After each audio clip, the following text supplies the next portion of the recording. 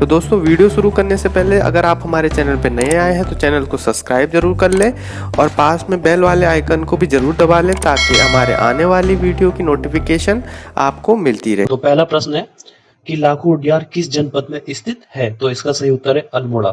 जो लाखो उड्यार है किस जनपद में स्थित है? अल्मोड़ा में। लाखो उड्यार से संबंधित अन्य महत्वपूर्ण जानकारी इस प्रकार है कि लाखो उड्यार की खोज किसके द्वारा की गई थी? महेश्वर प्रसाद जोशी के द्वारा की गई थी, यानी कि MP जोशी के द्वारा की गई थी। तो लाखो उड्यार जो खोजा गया था, कब खोजा गया था? 1968 में, 1968 में। लाखो उड्यार सुयाल नदी के तट पर स्थित है और यहाँ से मानव और पशुओं के चित्र मिले हैं। लाखो उड्यार में बने चित्र गहरे लाल और काले रंग के मिले हैं। जो लाखो उड्यार है ये किस मार्ग पर स्थित है? अल्मोड़ा पिथौरागढ़ मार्ग पर दलबैंड के निकट स्थित है। यशवंत सिंह कटोच ने 1982 में इस गुफा का सर्वेक्षण करवाया था, जिसमें उन्होंने यहाँ 7 मानव आकृतियां चित्रित रूप में मिली थी। लाखो उड्यार जो है अल्मोड़ा जनपद में स्थित है और ग्वारखा उड्यार चमोली जनपद में स्थित है। तो ग्वारखा उड्यार की खोज किसके द्वारा की गई थी? राकेश भट्ट के द्वारा की गई थी। जो दूसरा प्रश्न है वह है मानवेंद्र शाह का जन्म कब हुआ था? वो हुआ था 26 मई 1921 को। कहाँ हुआ था? जनपद टिहरी गढ़वाल में। तो मानवेंद्र शाह से संबंधित अन्य महत्वपूर्ण जानकारी इस प्रकार है कि मानवेंद्र शाह का कार्यकाल 1946 से 1 अगस्त 1949 तक हुआ था। मानवेंद्र शाह के पिता का नाम क्या था? राजा नरेंद्र शाह। इनकी माता का नाम था राजमाता कमलेंदुमती शाह। मानवेंद्र शाह की पत्नी का नाम था इंदिरा सांडिल। मानवेंद्र शाह की जो मृत्यु हुई थी वो हुई थी 5 जनवरी 2007 को हुई थी। मानवेंद्र शाह के शासनकाल में जो घटना हुई थी वो इस प्रकार है। तो पहली घटना हुई थी सकलाना विद्रोह। जो सकलाना विद्रोह हुआ था वो कब हुआ था? 1947 में। जो दूसरी घटना घटित हुई थी वो कौन सी घटना है? कीर्तिनगर विद्रोह। जो कीर्तिनगर विद्रोह हुआ था तो वो कब हुआ था? 11 जनवरी 1948। तो कीर्तिनगर का यहाँ पे नाम आया, तो कीर्तिनगर का प्राचीन नाम क्या है? बिलोली गांव है। और कीर्तिनगर जो है किस नदी के तट पर स्थित है? अलकनंदा नदी के तट पर स्थित है। 1 अगस्त 1949 को टिहरी रियासत का विलय भारतीय संघ में किया गया था। और जो टिहरी गढ़वाल है ये उत्तर प्रदेश का कौन से नंबर का जिला बना था? 50वें नंबर का जिला बना था। मानवेंद्र शाह टिहरी रियासत के कौन से नंबर के राजा बने हुए थे? 50वें नंबर के राजा बने थे। आजकल आयोग क्रम वाइज पवार शासक पूछता है, जो 1 नंबर का आता है वहां पर। नेक्स्ट प्रश्न की तरफ चलते हैं कि मसूरी का प्राचीन नाम क्या था? मसूरी का प्राचीन नाम क्या था? जूरा पानी। मसूरी की जो सबसे ऊंची चोटी है उसका नाम क्या है? गन हिल। मसूरी की स्थापना कब की गई थी? 1825 में की गई थी। ठीक है। मसूरी का जो नामकरण हुआ था वो किस प्रकार हुआ था? मंसूर नामक पौधे के नाम पर मंसूरी नाम पड़ा। मंसूरी का निर्माण जो किस व्यक्ति के द्वारा या किस अंग्रेज के द्वारा किया गया था? कैप्टन यंग के द्वारा मसूरी का निर्माण किया गया था। और कैप्टन यंग का संबंध किस देश से है? आयरलैंड से। आयरलैंड की राजधानी कहाँ है? डबलिन। जो मसूरी है, मसूरी अगर आयोग पूछता है कि मसूरी नामक पर्यटन स्थल किस हिमालय के अंतर्गत आता है, तो इसका सही उत्तर होगा मध्य हिमालय। तो मध्य हिमालय के अंतर्गत बहुत सारे जो पर्यटक स्थल हैं उत्तराखंड के वो आते हैं। वो निम्न प्रकार है। एक तो मंसूरी है, दूसरा है रानीखेत, तीसरा है नैनीताल, चौथा है अल्मोड़ा और पांचवा है कौसानी। मसूरी को पहाड़ों की रानी के रूप में कहा जाता है और पहाड़ों की रानी के रूप में सजाने का श्रेय किसको जाता है? अंग्रेजों को। राज्य की जो पहली नगर पालिका है वो पहली कौन सी नगर पालिका थी? मंसूरी नगर पालिका थी, जो 1842 में बनी थी। मंसूरी में मलिंगार होटल की जो स्थापना की गई थी, कब की गई थी? 1827 में। मंसूरी सेनेटोरियम की स्थापना 1827 में की गई थी। मंसूरी में सन 1842 में जॉन मैकिनन ने द हिल्स का प्रकाशन किया था। मंसूरी के ही निकट में लाल बहादुर प्रशासनिक प्रशिक्षण संस्थान की स्थापना 1 सितंबर 1959 को हुई थी। मंसूरी टीवी टावर की स्थापना 1975 में की गई थी। मंसूरी जो गोलीकांड हुआ था वो कब हुआ था? 2 सितंबर 1994 को। और मंसूरी गोलीकांड में कितने व्यक्ति शहीद हुए थे? 20 व्यक्ति शहीद हुए थे। मंसूरी स्टेशन लाइब्रेरी की स्थापना कब की गई थी? 1843 में की गई थी। ठीक है। तो एक बार आयोग ने पूछा था कि मंसूरी स्टेशन लाइब्रेरी की स्थापना कब की गई थी? 1843 1843 में। मंसूरी में तिलक लाइब्रेरी की स्थापना कब की गई थी? 1920 में। एक अन्य लाइब्रेरी है जिसका नाम है सुमन लाइब्रेरी। सुमन लाइब्रेरी की स्थापना कब की गई थी? 1923 में की गई थी। और मंसूरी रोपवे की जो स्थापना की गई थी वो कब की गई थी? 1970 में। मंसूरी नगर पालिका में जो इको टैक्स वसूला जा रहा है वो कब से वसूला जा रहा है? 21 सितंबर 2009 से मंसूरी में इको टैक्स वसूला जा रहा है। नेक्स्ट प्रश्न की तरफ चलते हैं कि फूलों की घाटी के समीप कौन सा ताल स्थित है? यानी कि फूलों की घाटी जो है चमोली जनपद में स्थित है। तो फूलों की घाटी से कौन सी नदी निकलती है? पुष्पवती नदी निकलती है। जो पुष्पवती नदी निकलती है वो कहां से निकलती है? पुष्पो ताल से निकलती है। तो फूलों की घाटी के समीप कौन सा ताल है? लिंगा ताल, जो चमोली जनपद में स्थित है। तो चमोली जनपद के जो अन्य ताल हैं इस प्रकार हैं। जो पहला ताल है वह है रहस्यमय ताल, मिष्टी ताल तथा कंकाली ताल। दूसरा ताल है काक भुसंडी ताल, लिंगा ताल, बिरही ताल को ही गोना झील बोलते हैं। और नेक्स्ट है देवताल। उत्तराखंड की सर्वाधिक ऊंचाई पर स्थित झील कौन सी है? देवताल है। और उत्तराखंड की सर्वाधिक ऊंचाई पर स्थित दूसरी झील कौन सी है? वो है आपका देवरिया ताल, जो रुद्रप्रयाग जनपद में स्थित है। फिर है सतोपत ताल, आंचरी ताल, सुख ताल, विष्णु ताल और सिद्ध ताल। एक लास्ट ताल है वह है बेनी ताल।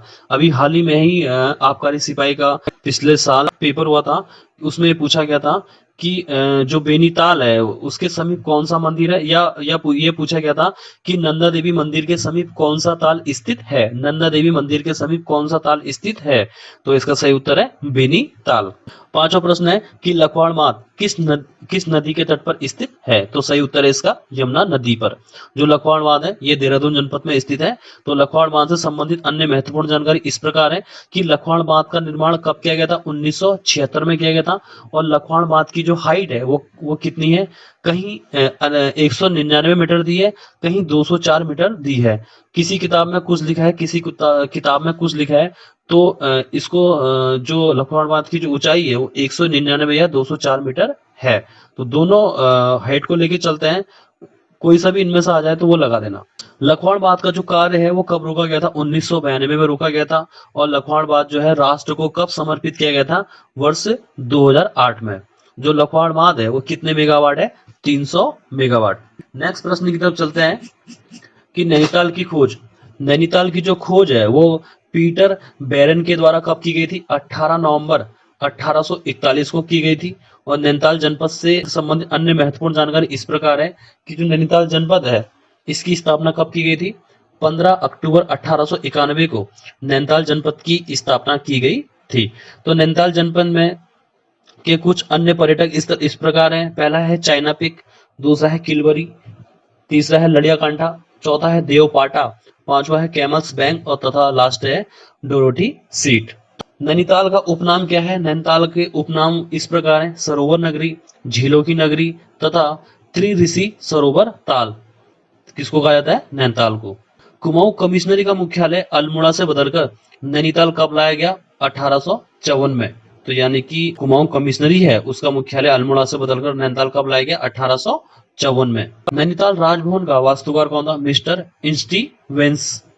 नैनीताल नगर पालिका की स्थापना कब की गई थी? 1845 में लूसिंगटन के द्वारा। यानी कि जो नैनीताल नगर पालिका है उसके पहले अध्यक्ष कौन थे? Lord Lushington. Nainital board house club की स्थापना कब की गई थी? 1890 में की गई थी।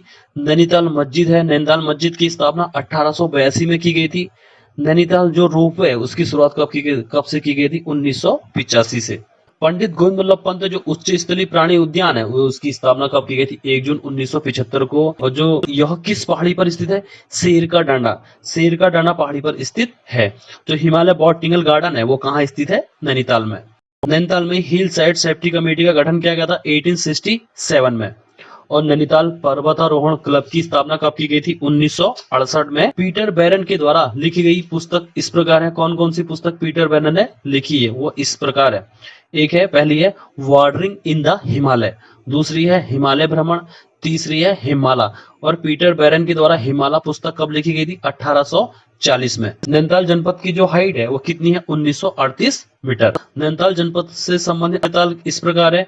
नकुचे ताल, यानी कि नकुचे ताल जो है कुमाऊं का सबसे गहरा ताल है। उसके बाद है पूना ताल, हरीश ताल, खुरपा ताल, सूखा ताल, भीम ताल। जो भीम ताल है कुमाऊं का सबसे बड़ा ताल है। कमल ताल तथा शत्रुघ्न ताल। देखो शत्रुघ्न ताल, नैनीताल और शत्रुताल, टिहरी, गढ़वाल। अन्य प्रश्न की तरफ चलते हैं कि उत्तराखंड सरकार के द्वारा पर्यटन नीति की घोषणा कब की गई थी?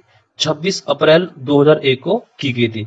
तो पर्यटन नीति से संबंधित अन्य महत्वपूर्ण जानकारी इस प्रकार है कि पर्यटन को बढ़ावा देने के लिए राज्य सरकार ने वर्ष 2001 तथा 2015 को पर्यटन वर्ष घोषित किया था। और राज्य में जो नई पर्यटन नीति की घोषणा की गई थी वो कब की गई थी? 8 अगस्त 2018 को। एक प्रश्न पूछा गया था पर्यटन से संबंधित कि बी चंद सिंह गढ़वाली पर्यटन स्वरोजगार योजना की शुरुआत कब की गई थी राज्य में? 1 जून 2002 को बी चंद सिंह गढ़वाली पर्यटन स्वरोजगार योजना की शुरुआत की गई थी। तो नेक्स्ट प्रश्न की तरफ चलते हैं कि बड़ भंडारी माधो सिंह नामक नाटक का लेखन किसके द्वारा किया गया था? तो इसका सही उत्तर है राजेंद्र धस्माना। तो राजेंद्र धस्माना की से संबंधित अन्य महत्वपूर्ण जानकारी इस प्रकार है कि राजेंद्र धस्माना के द्वारा गढ़वाली में जंक जोड़, जय भारत जय उत्तराखंड, अर्ध ग्रामेश्वर एवं बड़ भंडारी माधो सिंह आदि नाटकों का लेखन किया गया था। क्या पता एक नाटक पूछ सकता है यूको ट्रिपल एससी। नेक्स्ट प्रश्न की तरफ चलते हैं कि रेमजे साहब किस अंग्रेज गवर्नर के चचेरे भाई थे? तो इसका सही उत्तर है लाल डलहौजी। तो रेमजे से संबंधित अन्य महत्वपूर्ण जानकारी इस प्रकार है कि रेमजे साहब किस देश के निवासी थे? स्कॉटलैंड के निवासी थे। और ये किसके चचेरे भाई थे? लाल डलहौजी। तो 1857 की क्रांति के समय रेमजे साहब कुमाऊं के कमिश्नर थे और इन्हें किंग ऑफ कुमाऊं के नाम से भी जाना जाता है। यानी कि किंग ऑफ कुमाऊं किसे कहते हैं? हेनरी रेमजे को कहा जाता है। हेनरी रेमजे ने ईसाई धर्म के प्रचार प्रसार पर बहुत बल दिया था और ये पूरे कुमाऊं को ईसाई धर्म में बदलना चाहते थे। नेक्स्ट प्रश्न की तरफ चलते हैं कि जीतू बगड़वाल किस पवार राजा के समकालीन था? तो इसका सही उत्तर है मानसा। जो मानसा है, मानसा के पिता का नाम क्या है? बलभद्र शाह। यानी कि बलभद्र शाह का कार्यकाल कब से कब तक चला था? 1575 से 1591 तक बलभद्र शाह का शासनकाल चला था। तो मानशाह की बात करते हैं तो मानशाह का जो कार्यकाल था वो कब से कब तक था? 1591 से 1611 तक था। तो मानशाह के समकालीन मुगल काल में कौन थे? वो थे आपके अकबर। और कुमाऊं की बात करते हैं तो कुमाऊं में इनके समकालीन कौन थे? रुद्रचंद और लक्ष्मी चंद। मानशाह जो थे पवार वंश के 44वें राजा थे। आजकल यूको ट्रिपल एससी पवार वंश के क्रम वाइज प्रश्न पूछता है। तो क्या पता मानशाह के बारे में पूछ ले कि मानशाह पवार वंश के कौन से नंबर के राजा थे? 44 यानी कि 44। हरिद्वार में कुंभ मेले की शुरुआत मानशाह के द्वारा सन 1600 में की गई थी, जो कि हरिद्वार के रोड़ी बनवाला मैदान में आयोजित होता है। मानशाह के जो सेनापति का नाम है वो क्या नाम है? नंदी और खतर सिंह। मतलब मानशाह के जो प्रमुख सेनापति थे उनका नाम है नंदी और खतर सिंह। मानशाह ने श्रीनगर में मानपुर शहर की स्थापना की थी और मानशाह ने ही सोन बाण की उपाधि किसको दी गई थी? कालो भंडारी को दी थी। उत्तराखंड में एकमात्र जो है जीतू बगड़वाल का मंदिर है वो किस जनपद में स्थित है? चमोली जनपद में स्थित है। अगर जीतू बगड़वाल की बात करते हैं तो जीतू बगड़वाल क्या करते थे? मानशाह के कार्यकाल में ये करते थे, पवाड़े गाते थे। पवाड़े का अर्थ ये होता है कि जो राजा युद्ध जीतकर आता है था तो उसकी गाथा को गांव गांव तक सुनाई जाती थी, उसी को ही पवाड़े कहते। मानशाह और लक्ष्मीचंद के बीच एक युद्ध होता है, उसका नाम होता है पैनागढ़ का युद्ध। तो पैनागढ़ का युद्ध कब होता है? 1605 में। किस किस के बीच? मानशाह तथा लक्ष्मीचंद के बीच में होता है। तो मानशाह क्या होते हैं? ये पवार वंश के 44वें राजा होते हैं। ये गढ़वाल में बैठे होते हैं। तो इस समय इनके समकालीन कुमाऊं में लक्ष्मीचंद होते हैं। ठीक है, तो लक्ष्मीचंद की बात करते हैं तो लक्ष्मीचंद ने अपने जीवन में कितने बार आक्रमण किया था गढ़वाल में? तो 8 बार आक्रमण किया था। तो लक्ष्मीचंद का जो टाइम पीरियड है वो 1597 से 1621 तक था। तो लक्ष्मीचंद ने क्या किया? पूरे उत्तराखंड में यानी कि गढ़वाल में कितने बार आक्रमण किया था? 8 बार आक्रमण किया था। 7 बार लक्ष्मीचंद को हार का सामना करना पड़ा था और अंतिम यानी कि 8वें युद्ध में लक्ष्मीचंद जीत जाता है। वो इस प्रकार जीता है, जैसे ही मानशाह गढ़वाल की गद्दी पर बैठते हैं तो सबसे पहले दावा तिब्बत पर आक्रमण करते हैं। वहां का जो उस समय राजा हुआ करता था वो कौन था? काकवा मोर। काकवा मोर को हराने के बाद वो क्या करते हैं? 1000 स्वर्ण कलश को लेकर अपने शासन काल में लाते हैं और गौरीमठ नामक स्थान पर उस कलश को स्थापित करते हैं। इतने में क्या होता है कि कुमाऊं में जो इनके समकालीन थे लक्ष्मीचंद, तो उनको ये पता चलता है कि गढ़वाल का एक राजा है, उनके पास क्या है? 1000 स्वर्ण कलश है। तो इनको प्राप्त करने के चक्कर में क्या हुआ? लक्ष्मीचंद ने अपने जीवन में गढ़वाल में 8 बार आक्रमण किए। तो 7 बार तो उनको हार का सामना करना पड़ा और 8वीं बार वो जीत गए। कौन? लक्ष्मीचंद। तो इसी युद्ध में जब लक्ष्मीचंद जीत जाता है तो मानशाह का जो सेनापति होता है खतर सिंह इस युद्ध में हार जाता है। तो खतर सिंह के ही खतड़ सिंह की मृत्यु हो जाने के बाद कुमाऊं में क्या कौन सा त्योहार मनाते हैं? खतड़ुआ त्योहार मनाते हैं, जो पशुओं से संबंधित है। तो नेक्स्ट प्रश्न की तरफ चलते हैं कि मालवा ताल किस जनपद में स्थित है? मालवा ताल जो है वो नैनीताल जनपद में स्थित है। और नैनीताल जनपद से संबंधित अन्य ताल कौन कौन से है? वो इस प्रकार है कि भीमताल, नंबर 1 है भीमताल। तो भीमताल झील की जो स्थापना की गई थी वो कब की गई थी? 1883 में की गई थी। तो भीमताल जो है कुमाऊं का सबसे बड़ा ताल है, ठीक है। और भीमताल झील की जो आकृति है वो कैसी है? त्रिभुजाकार। भीमताल के ही समीप कौन सा बांध है? विक्टोरिया बांध। विक्टोरिया बांध जो है 1833 में उस बांध का निर्माण किया गया था। किसके द्वारा किया गया था? फ्रांसिस हेनरी एसोसिएट के द्वारा विक्टोरिया बांध का निर्माण किया गया था। दूसरा ताल है सड़िया ताल, तीसरा है हरीश ताल, चौथा है नकुचे ताल। नकुचे ताल यानी कि कुमाऊं का सबसे गहरा ताल। पांचवा है सात ताल, छठा है खुरपा ताल। खुरपा ताल यानी कि खुरपा ताल की जो आकृति है वो कैसी है? गाय के खुर के समान इस ताल की आकृति है। नेक्स्ट प्रश्न की तरफ चलते हैं कि हिमालय की लोक गाथाएं नामक पुस्तक किसके द्वारा लिखी गई है? तारादत्त गेरौला के द्वारा। तो तारादत्त गेरौला के बारे में थोड़ा जान लेते हैं कि तारादत्त गेरौला का जन्म और मृत्यु वगैरह कब कब हुई थी। तो तारादत्त गेरौला का जन्म कब हुआ था? 6 जून 1875 को टिहरी गढ़वाल राज्य के बड़ियारगढ़ पट्टी में डालढूंग गांव में तारादत्त गेरौला का जन्म हुआ था। तो तारादत्त गेरौला की जो मृत्यु हुई थी वो कब हुई थी? 28 मई 1940 को तारादत्त गेरौला की मृत्यु हुई थी। तारादत्त गेरौला ने शिक्षा और डिग्रियों से सुसज्जित होकर सन 1901 में देहरादून से वकालत आरंभ की थी और मई 1905 में मासिक गढ़वाली का प्रकाशन प्रारंभ किया था। कांग्रेसी मंत्रिमंडल द्वारा सन 1938 में एक कुमाऊं लॉज कमेटी नियुक्त की गई थी, जिसमें वे एक विशेषज्ञ के रूप में इसमें शामिल किए गए थे। तारादत्त गेरौला जिला युद्ध सहायक समिति के मंत्री और जिला फौजी पत्रिका के संपादक भी नियुक्त हुए थे। तो तारादत्त गेरौला को 1917 में राय बहादुर की उपाधि प्रदान की गई थी। तो क्या पता आयोग पूछ ले कि तारादत्त गेरौला को राय बहादुर की उपाधि कब प्रदान की गई थी? 1917 में। तारादत्त गेरौला के द्वारा प्रकाशित पुस्तक निम्नलिखित हैं, वो कौन कौन सी हैं? नंबर 1 है सदई। जो सदई है गढ़वाली भाषा का एक उच्च कोटि का करुणा रस प्रधान काव्य है। 1 दिसंबर 2019 को उत्तराखंड हाईकोर्ट का क्लर्क का एग्जाम हुआ था, तो वहां ये प्रश्न पूछा गया था कि सदई गढ़वाली काव्य किसके द्वारा लिखी गई थी? तारादत्त गेरौला के द्वारा। दूसरी जो पुस्तक है वह है गढ़वाली कवितावली। तीसरी है दी सम्स ऑफ दादू।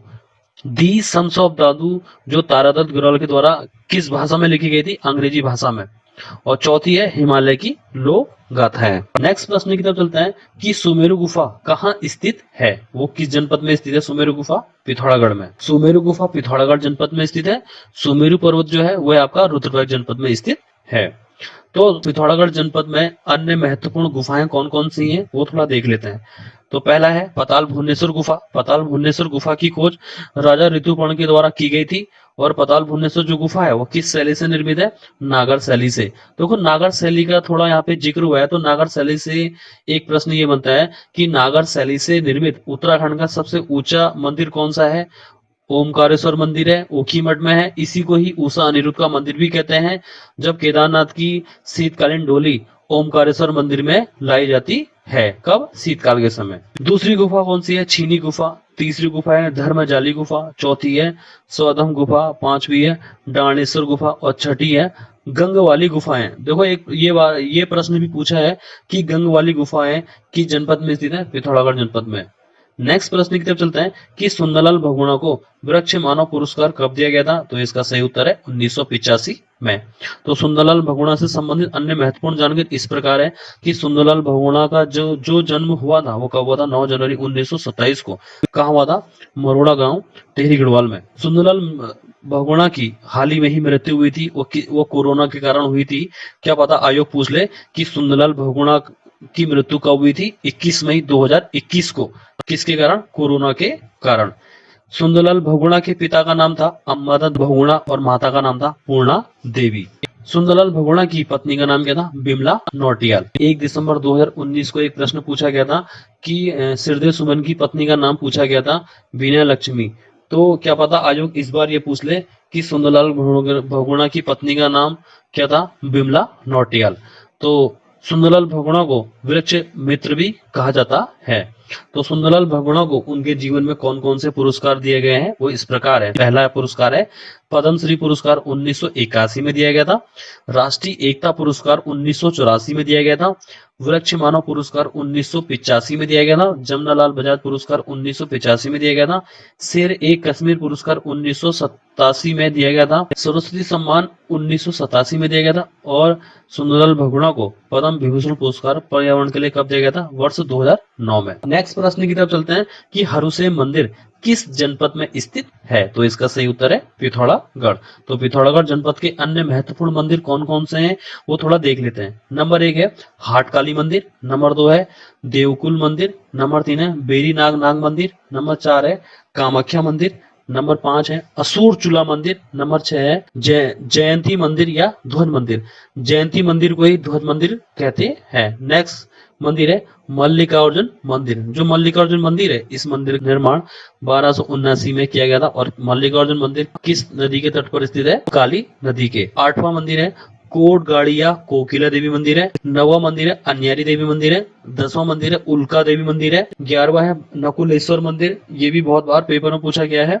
12वां है चौपाटा का सूर्य मंदिर। 13वां है मलयनाथ का मंदिर। और 14वां है हरुसे मंदिर। नेक्स्ट प्रश्न की तरफ चलते हैं। भवाली में गढ़ कप्तानी बंगला कब स्थापित किया गया था, तो इसका सही उत्तर है 1885 में। तो भवाली से संबंधित अन्य महत्वपूर्ण जानकारी इस प्रकार है। भवाली में टीबी सेनेटोरियम की स्थापना कब की गई थी, 1912 में की गई थी।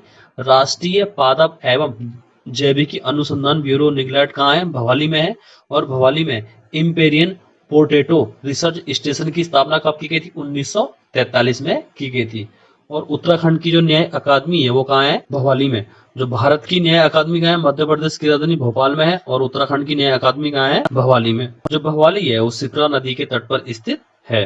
भवाली में जो कैचीधाम मंदिर है वो किस भगवान को समर्पित है, भगवान हनुमान जी को समर्पित है। नेक्स्ट प्रश्न की तरफ चलते हैं कि सेवा नौला राज्य में कहाँ स्थित है, तो इसका सही उत्तर है बागेश्वर। तो बागेश्वर जनपद से संबंधित अन्य महत्वपूर्ण जानकारी इस प्रकार है कि बागेश्वर जनपद कब बना था, 1997 में बना था। कुमाऊं की दानपुर घाटी किसको कहते हैं, बागेश्वर को कहते हैं। नुमाइश खेत, सुकुंडा ताल आपके हैं बागेश्वर। और सुरकुंडा देवी का मंदिर कहाँ है, टिहरी गढ़वाल में। सुकुंडा ताल बागेश्वर जनपद जो है भिलेश्वर और नीलेश्वर पर्वतों के बीच में स्थित है। और यहीं पे ही एक जलप्रपात है, उसका नाम है भिटवा। और यहाँ पे एक ढाकोड़ी टॉप है, ढाकोड़ी टॉप। क्या पता यूको ट्रिपल एस से पूछ ले कि ढाकोड़ी टॉप किस जनपद में स्थित है, बागेश्वर में। बागेश्वर नगर पालिका की स्थापना 1968 में की गई है। और कत्यूरों की जो कुल देवी है उनका नाम क्या है, कोट भ्रामरी देवी मंदिर। तो कोट भ्रामरी देवी का मंदिर कहाँ है, बागेश्वर में है। एक मंदिर और है जो छूट गया था, वेणी माधव मंदिर। वेणी माधव मंदिर बागेश्वर जनपद में स्थित है। एक लास्ट है पॉइंट है बागेश्वर जनपद का, पिनाकेश्वर मंदिर का निर्माण। पिनाकेश्वर मंदिर का निर्माण बाज बहादुर चंद द्वारा किया गया था। तो पहला तो ये बन सकता है कि पिनाकेश्वर मंदिर किस जनपद में है, बागेश्वर में है। और पिनाकेश्वर मंदिर का निर्माण किस चंद राजा के द्वारा किया गया था, बाज बहादुर चंद के द्वारा। नेक्स्ट प्रश्न की तरफ चलते हैं कि हाथी पर्वत की ऊंचाई कितनी है, 6727 मीटर है। हाथी पांव पर्यटक स्थल मंसूरी में है। और हाथी कुंड किस जनपद में है, पौड़ी गढ़वाल में है। और हाथी पर्वत का है चमोली में। हाथी पर्वत जो है चमोली में है, जिसकी ऊंचाई कितनी है, 6727 मीटर। नंबर 19 है जॉन मार्गरेट लेक किस देश की निवासी थी, इसका सही उत्तर है लंदन। तो जॉन मार्गरेट लेक से संबंधित अन्य महत्वपूर्ण जानकारी कौन कौन सी है, तो इनका जन्म हुआ था 21 फरवरी 1885 को इनका जन्म हुआ था। और जॉन मार्गरेट लेक की जो मृत्यु हुई थी वो कब हुई थी, 4 जुलाई 1939 को हुई थी। और जो जॉन मार्ग लेक है वो किस देश की निवासी थी, लंदन की। कहा जाता है कि सन 1939 में क्यू बॉटनिकल गार्डन लंदन की ओर से 54 वर्षीय जॉन मार्ग लेक को फूलों के अध्ययन के लिए यहाँ भेजा गया था। वह फूलों की घाटी को देखकर बहुत प्रभावित हुई थी। उन्होंने इस घटना में फूलों की कुछ प्रजातियां भी एकत्रित की थी। और 4 जुलाई 1939 को चट्टान से फिसलने पर उनकी यहाँ मृत्यु हो गई थी। आज का लास्ट प्रश्न है कि कर्णकरैत नामक गांव के पास उत्तराखंड का कौन सा ऐतिहासिक किला है, तो इसका सही उत्तर है बाणासुर का किला। देखो बाणासुर का किला कहाँ है, ये आपका चंपावत में है। और बाणासुर गढ़ मंदिर कहाँ है, ये रुद्रप्रयाग में है। ठीक है, तो बाणासुर किला से संबंधित अन्य महत्वपूर्ण जानकारी इस प्रकार है कि बाणासुर का किला लोहाघाट से लगभग 6 से 7 किलोमीटर की दूरी में कर्णकरैत नामक गांव के पास स्थित है। और जो बाणासुर है ये किस भगवान को समर्पित है, भगवान शिव को समर्पित है। आज के लिए ही ये 20 क्वेश्चन हम लेकर आए थे, ये जो यूके ट्रिपल एससी के पैटर्न पर है। तो आगामी जो होने वाले परीक्षाएं हैं, ये प्रश्न उनके लिए बहुत लाभदायक रहेगी। नमस्कार।